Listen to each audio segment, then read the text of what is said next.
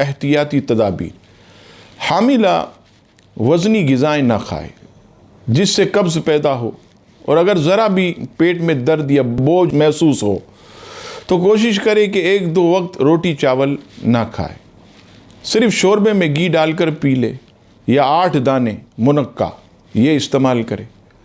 اسی طرح چلنے میں کوشش کرے کہ زور سے زمین پر پاؤں نہ پڑے اور نہ دوڑ کر چلے۔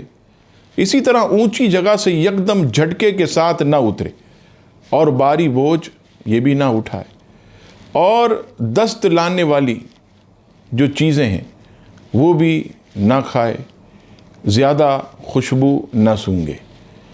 اسی طرح حاملہ عورت کو چلنے پھرنے میں احتیاط رکھنی چاہیے، کیونکہ ہر وقت بیٹھنے اور لیٹے رہنے سے بھی بادی اور قبض کی شکایت پیدا ہوتی۔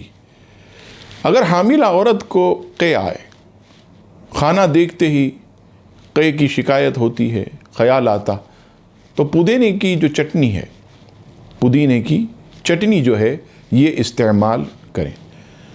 اگر حمل گر جانے کی عادت ہو تو پھر بہت زیادہ احتیاط کی ضرورت ہے۔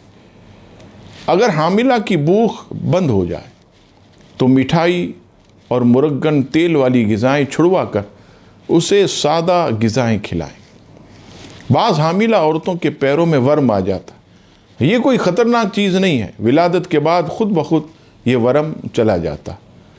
9ویں مہینے میں بہت احتیاط کریں، روزانہ 11 عدد بادام حسب ضرورت مصری میں پیس کر اسے چٹائیں، اور 2 عدد ناریل اور شکر کو 52 دستے میں کوٹ کر پاؤڈر یعنی صفوف بنا لیجیے، اور 2 تولہ روزانہ کھلائیے۔ گائے کا دودھ جس قدر ہضم ہو سکے پلائیں، مکھن کھلائیں۔ یہ سب دواؤں کے استعمال سے بچے کی ولادت میں جو ہے آسانی پیدا ہوگی، اور عورت بھی جو ہے اپنے آپ کو مضبوط اور طاقتور جو ہے وہ محسوس کرے گی۔ اللہ تبارک و تعالیٰ سے دعا ہے رب کریم ہماری ان تمام بہن بیٹیوں کو جو حاملہ ہیں بغیر آپریشن کے اولاد نرینہ عطا فرمائے، آمین۔